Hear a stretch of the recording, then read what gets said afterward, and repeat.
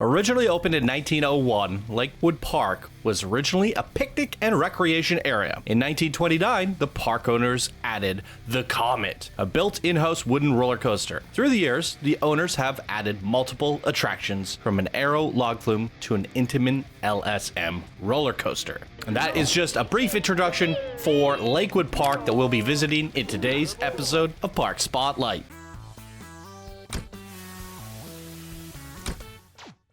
Hey yo, my Planet Coaster friends, Johnny5 Alive here, and welcome back to another episode of Park Spotlight. As mentioned, we're going to be looking at Lakewood Park, created by Witchwake, a beginner builder in this community and a Ruby patron. Absolutely tremendous support. Thank you so much for all your support, Witchwake, and here they say. Greetings, Johnny and the Channel 5 crew. This is my first submission. I built this park originally in 2020 and recently found it while going through old saves and decided to finish it up. It took approximately 75 to 100 hours to build. Park was originally over on my Twitch, twitch.tv/Witchwake, so shout out, go check them out, guys. It is a rather small and simple park, but it is my first custom scenery park, and I'm very happy with it. Then he gives the park history, which I read in the introduction already, and then he suggests 6 p.m. for park rides and 12:30 a.m. for the roundabout. Park can be open to guests, and he's had over 3,000 with no performance issues. I have gone ahead and added 2,000 guests to this park for today, so we'll have a nice immersive experience. All names and companies are made up, and any resemblance to any person, company, living, dead, or open defunct is purely coincidental. And then there is a roundabout custom audio below, which I did download. Hopefully there's no issues there. It said something like roommate custom trash or something. I don't know.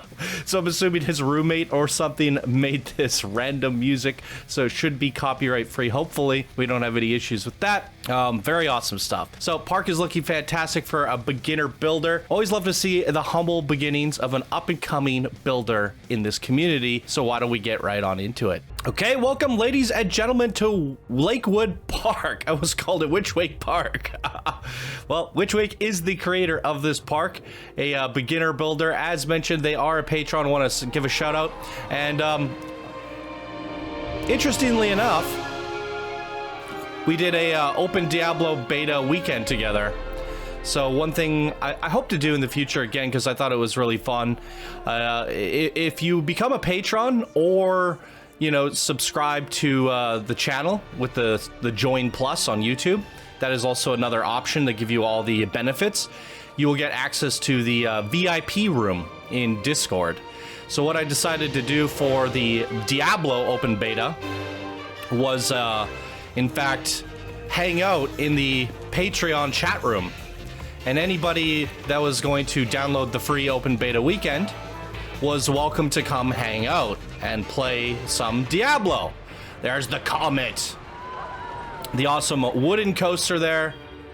So Witchwake was one of those creators that joined in and said, hey, I'm going to play some Diablo with you. It was an awesome time playing with you, Witchwake. And I got to know them a little bit, and I thought it was a fun experience because, you know, a lot of times I don't get a face or a name or even a voice to the creators of these parks. They're just, you know, Discord names and parks, and I end up associating their personalities through their creations. And a lot of times there's so many people in this community, I think it's a good opportunity to get to know them. Witchwake happens to be a coaster enthusiast, even 3D prints his own roller coasters. So I can assume these coasters are going to be taken pretty seriously. They put a lot of effort in, although even if you know a lot about coasters, it might not help you with Planet Coaster because you have to get practice with the game. This being their very first creation, I still have high hopes for this. So there's a look at the coaster stats on the wooden coaster there, the Comet. Let's get right onto it. There we go.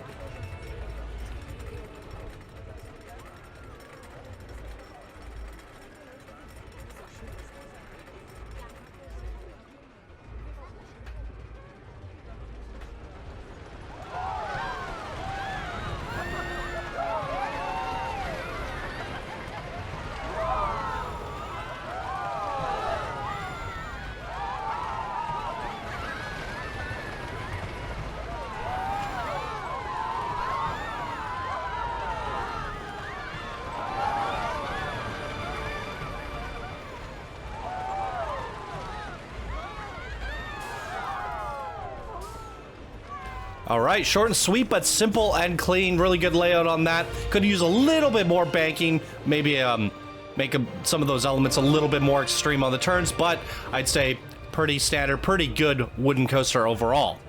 So, as I was saying, yeah, it was nice to hang out with some of the creators, some of the Discord members, and I hope to do that a little bit more in the future. So if you guys want to join through YouTube Join Plus or Patreon, whenever we have some more multiplayer games and like things that I can play with you guys, whether they be free to play or what have you, I think it would be a good opportunity to get to know some of these builders.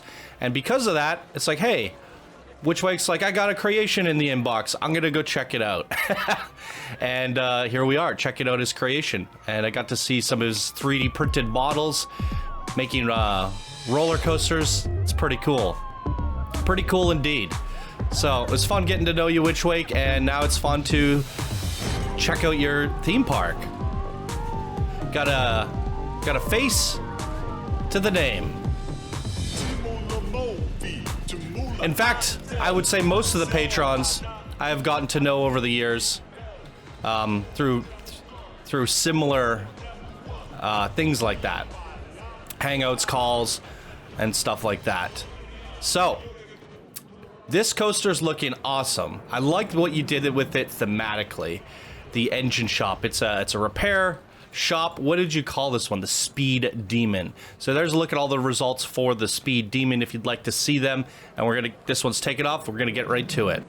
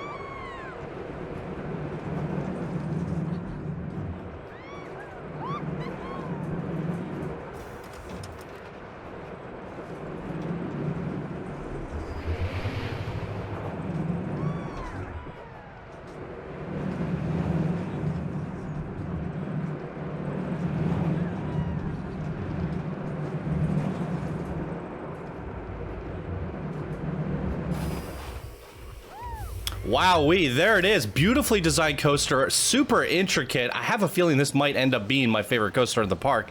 I mean, and it has some really cool theming with the racing theme going on there. Absolutely love it. They suggested that we ride this at 5:45 p.m. or they said something about that in their introduction. And there's not a whole lot of lighting, to be honest. I think I prefer the vibrance of daytime there. But I figured we would check it out. Also, one of the weird coasters that doesn't ride properly in track view, as you saw it sinking in and sliding around a little bit. One of the few coasters, if not the only coaster in Planet Coaster, that has like a really weird track view layout.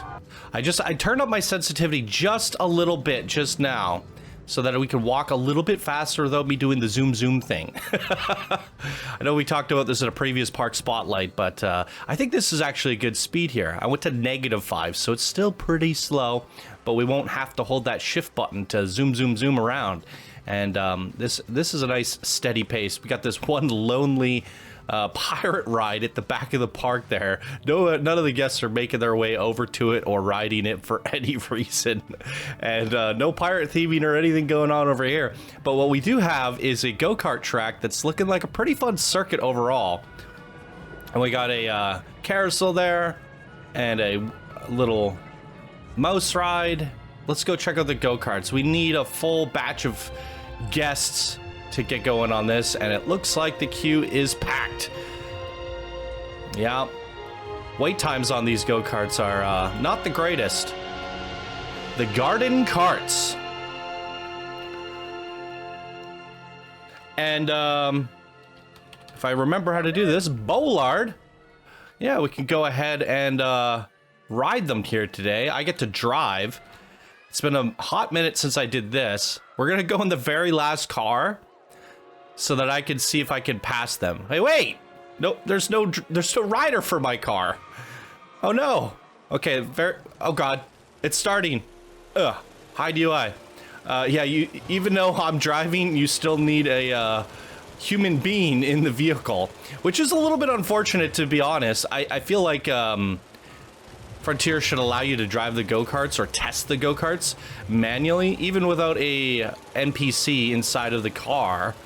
Because if you have one of those super mega parks that end up getting too laggy to have guests in them, then you can't actually ride your go-karts. And I've had that a couple times throughout the show's history where it's like, oh, this is a beautiful go-kart track. Too bad we can't ride it. Did you decide to use all narrow tracks and no wide tracks? Very curious, because now when there's two people, yeah, see, this is a wide track right here. When they have two people in a lane, you can't really pass them. Let's see if we can pass this guy on the outside here. I mean, the track layout looks pretty nice. Seems like a pretty solid circuit so far. The random skid out mechanic. Still to this day, 6 or 7 years after playing Planet Coaster, I have no idea what triggers the skid out, and nobody has been curious enough to actually do testing. Wow, it's really procking a lot. Nobody's been curious enough to actually do some testing and figure out what actually causes it. If anybody knows, please do leave a comment down below. Oh, the first place guy just finished. I am no longer in control. I don't know what place we finished in. Let's see here. 1, 2, 3. Oh no, that one's parked. We got third place. Oh no, fourth, because that guy's doing his victory lap. I will take fourth. Started in 12th, finished in 4th. Not too bad at all. I like this station here too. It's looking really nice. And if we take a zoomed out look at the circuit here, it's looking like an actual racetrack. I like it. It's pretty solid stuff. It doesn't need any crazy elevation or, you know, bridges and tunnels. I think just a simple, nice, you know, circuit is nice once in a while. Definitely, absolutely nice. I think you could have added a little bit more of that racing doodads, all the props and stuff, some flags and some banners and some things that you pass under, things like that. And then your foliage too is a little bit repetitive. Kind of hard to notice while you're on the driver's perspective though. It's not too bad, but there is just a lot of garden here and a lot of the same. So few little props and doodads would be nice. Although looks like you have nighttime lighting propped up everywhere. Maybe this would have been like one of the few rides that would have actually served best at 6 p.m. It's looking pretty good. Yeah, I like the addition of those lights for sure. Boom, there it is. That's the go-kart experience, ladies and gentlemen. Let's move on. There's the wooden coaster. We're gonna head back here and check out the Wild Mouse next. I'm hitting shift. I gotta stop myself. I think this is a good speed where I don't have to zoom, and I just realized, like, hey, why am I zooming? Why am I a zoomer? Nice little Johnny Rockets style building there. And a log flume. This boarding station's looking super sad. little box. Just a sign plastered on the front there. And no one's really queuing up for the Krazy mouse. What are you, crazy? One train at a time here. Here's the Krazy mouse. There's a look at all the results if you'd like to see them. We're gonna hop on this one here.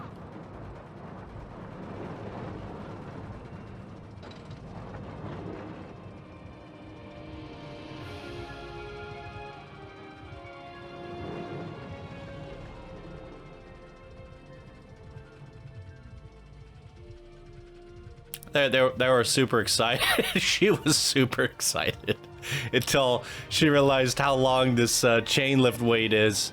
Got a little block section problem going on down there. All right, off we go.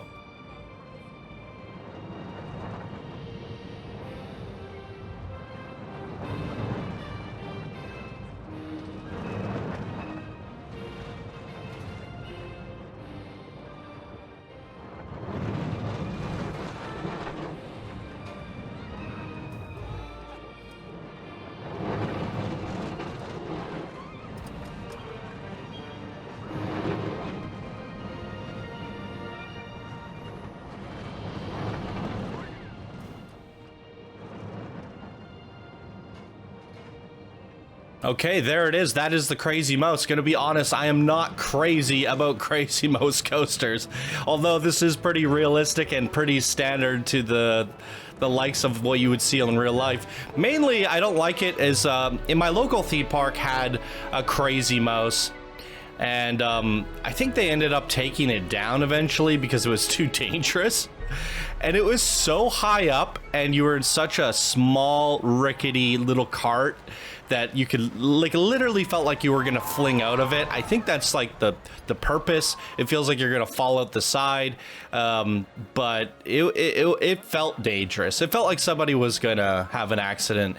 And I remember going on that as a young little lad, and I was already terrified when I got to the top and looking at how high we were and how we were basically in a little bucket.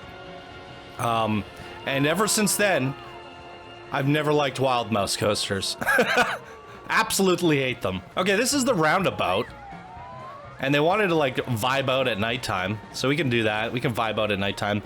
And apparently they have, like, a custom soundtrack. This is not the custom soundtrack. If I hit refresh, no, it doesn't work. Heavy Trash Tempo Roomy. So I think their roomie made some heavy trash. What? Why is it not going? All right, let's experience their roomie's heavy trash. Yeah!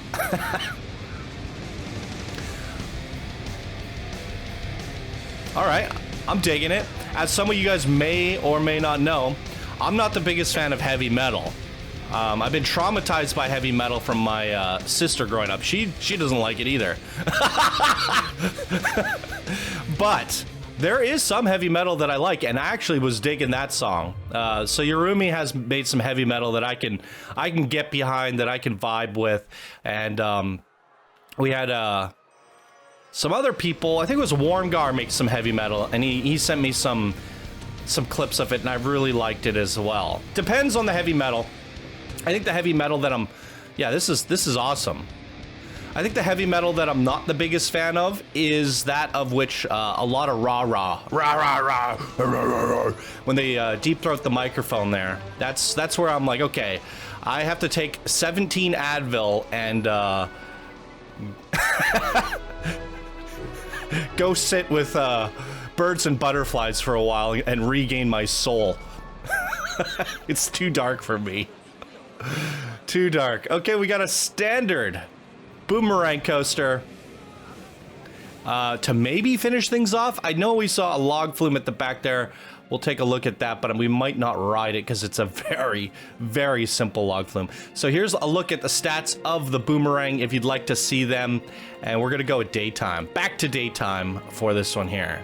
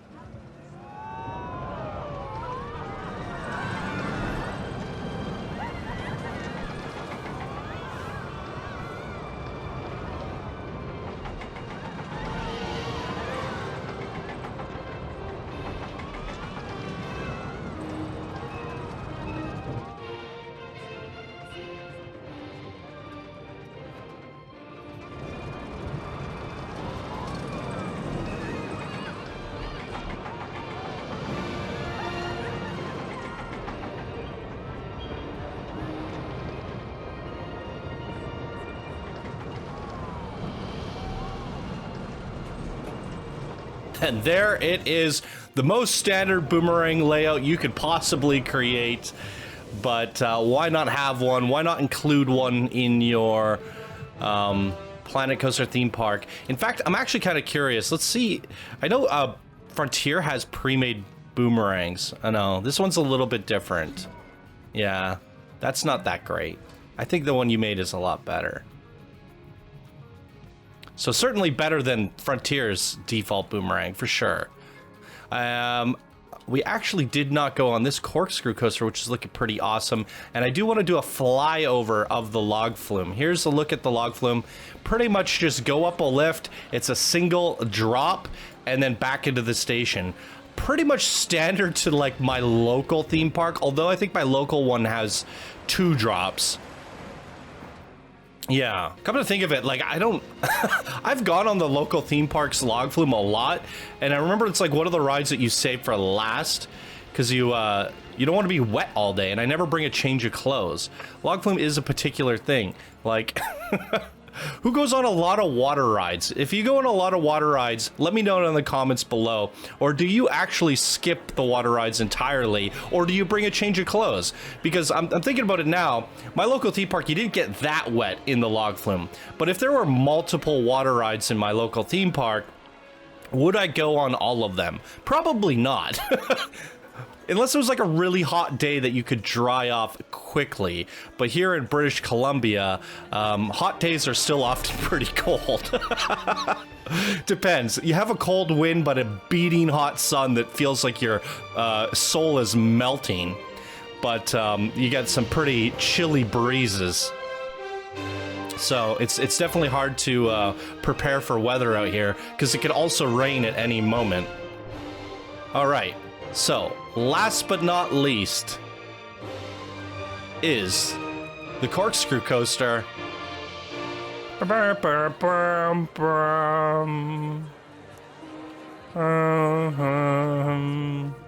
here we are at the Lakewood Corkscrew. So this is the iconic, you know, Lakewood Park coaster that I believe that they said in their backstory was like one of the first that was created, which was once a recreational park turned into a theme park. Foreign versions on this guy. Let's check it out.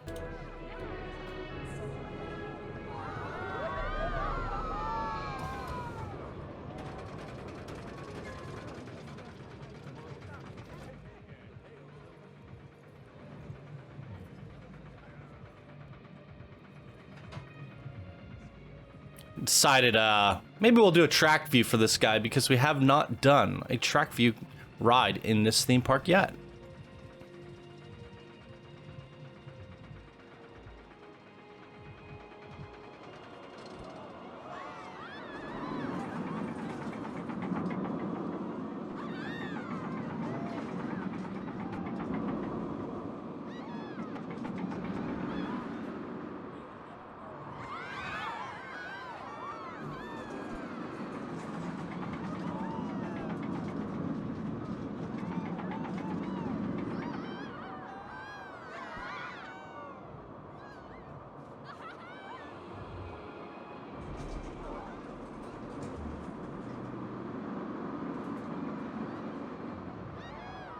Wow, the double corkscrew effect on that was ridiculously smooth. What a really good transition on that superb but simple corkscrew coaster there.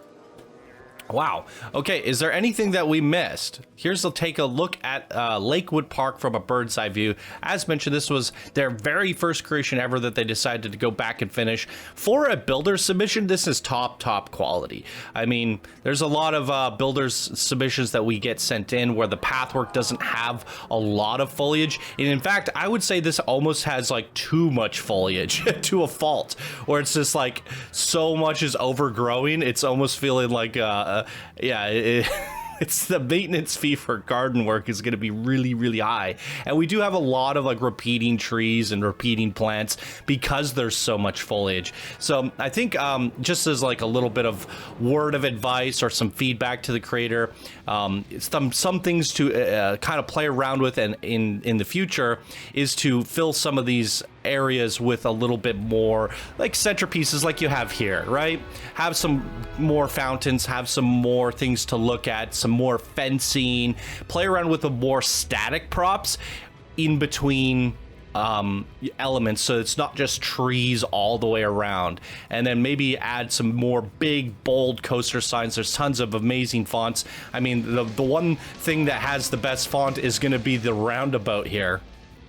So pushing, you know, some of those little elements to the next level is going to just give things a little bit more personality and character, as well as like your, you know, your entrance way. It's like a little bit of a, you know, standard boxy park entrance, not looking over the top or anything like that. So some of the buildings themselves could just use a little bit of a push, such as this wild mouse here could just use a little bit more decoration. But then you have some that are really well done. I do think some of them are very fitting and look great for what their areas they're in. But like this being your little western area, you could use use a change in both the paintery work as well as the foliage. You know, go with a little bit more of those dry trees and that sort of thing. Make the area a little bit more dusty. You could also go into the game when you open up your park and you could change the paint tools. So here we have just the standard painting tools, which doesn't give us, you know, while you only have 8 options, you're most likely never going to use this asphalt. You're most likely never going to use a second asphalt. So you could replace those with more dry, humid area paint, so that you could use that in your western area. So yeah, one thing to play around with is that terrain, right? And being able to have a nice palette to paint things between. You won't need to actually put as much foliage in when the paint looks really dynamic. As we go through here, we got a couple floaters here.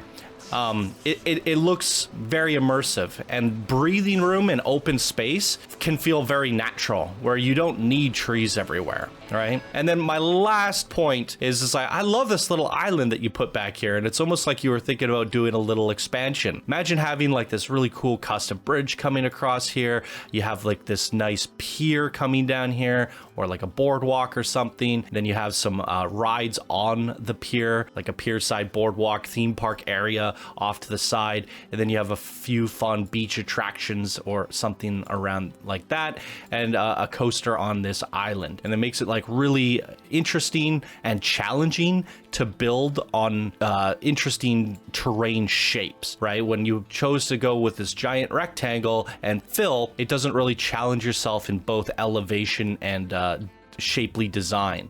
So it's like, oh, I would have loved to see what you could have done if you expanded to that island, and maybe that's something you can play around with in the future. Try expanding to this island, see how that goes, and then maybe you'll want to do more islands and connect them and have a little bit fun. But that is where you start going into the contention of crazy planet coaster builds, where it's like crazy elevation, whereas this has that nice simplicity, super realistic, fun layout, and I think it's clean and nice the way it is. So I'm proposing some options for you to challenge yourself to play around with in the future here, and that sort of thing. But I think you did a really good job here. Witchwake, once again, it was great to hang out with you, play some Diablo. Hope to see you playing it on release. You seem to have a good time with the game, as with everybody who's tried out Diablo. If you guys tried out Diablo, let me know what you thought down in the comments below, but I'll definitely be grabbing it when it drops in June. However, fun little announcement. We also have Park Beyond dropping in June. So I think Park Beyond takes priority over Diablo, and we'll be checking out a new theme park game on the channel in the next coming months, ladies and gentlemen. Absolutely amazing. Looking forward to that. This was Lakewood Park, created by Witchwake. What did you guys think of this theme park? Down in the comments below, fire away. And that's going to do it for me in today's episode of Park Spotlight. Thank you all so much for watching, and I hope you have a wonderful day. Bye now.